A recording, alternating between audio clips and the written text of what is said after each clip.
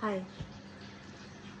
মুখ থেকে বেরোনো কথা অর্থাৎ শব্দ চয়ন যাকে বলে, শব্দ চয়নটা আমাদের সবসময় ঠিক করা উচিত। শব্দ চয়ন খুব ডেঞ্জারাস। মুখ থেকে বেরোনো কথা না বানের মতো। তো আমাদের খুব খেয়াল রাখতে হবে যে আমরা খেয়াল রাখা উচিত রাদার যে আমরা কি কথা বলছি, যাতে সামনের মানুষটা বা মানুষগুলোর আঘাত না লাগে।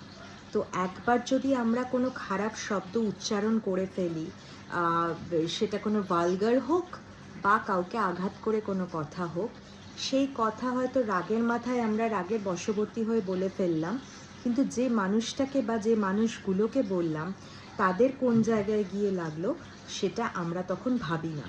তো শব্দ চয়ন খুব ভেবেচিন্তে প্রয়োগ করা উচিত।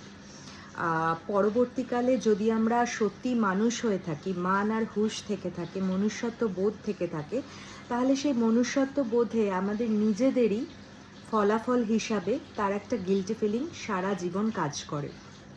কারণ সেই মানুষটা সেই সময় যে কষ্টটা পেয়েছে সেটা আমাদের সারা জীবন তীরের মতো বান হয়ে আবার আমাদের কাছেই ফিরে আসে।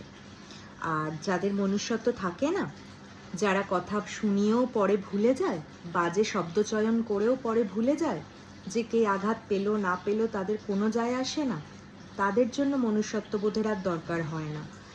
তাদের জন্য উপরওয়ালা একজন আছেন, ভগবান স্বয়ং শ্রীকৃষ্ণ। তো উনি তার কর্মফল বিচার করে রাখেন, সুদে আসলে ফেরত দেয়। তাই শব্দ চয়নের দিকে আমাদের ভীষণভাবে ধ্যান দেওয়াটা দরকার। খুব ক্যাজুয়ালি যদি বলতে হয়, এত সিরিয়াস হয়ে না বললে, তাহলে এই যেমন আমাদের প্রাক্তন মাননীয় মুখ্যমন্ত্রী মমতা ব্যানার্জির কথা, উনি এত লুজ টক করেন যে ভীষণভাবে হাস্যকর হয় প্রত্যেকের কাছে। এমন কিছু কথাবার্তা বলে দেন যে সেগুলো সত্যি খুব, মানে ওনাকেই পরবর্তীকালে মানসিকভাবে রোগগ্রস্ত হিসাবে সবাই অ্যাড্রেস করবে। এই যেমন আমাদের বিনোদন জগতের সুপারস্টার হিরোইন শুভশ্রী গাঙ্গুলি বলেছিলেন যে, রাজ চক্রবর্তীর পাশে দাঁড়িয়ে বলেছিলেন যে আমাদের আইপিএস অফিসার মিস্টার শর্মাকে আনা হচ্ছে, উনি মমতা ব্যানার্জি মা দুর্গা আর ওনার পায়ের তলায় উনি থাকবেন দলিত হয়ে। তো এত বড় বিশ্রী শব্দ প্রয়োগ করা কোথাও বোধহয় আমাদের শিক্ষার রুচিকে ভীষণভাবে আঘাত করে, শিক্ষার রুচির পরিচয় দেয়।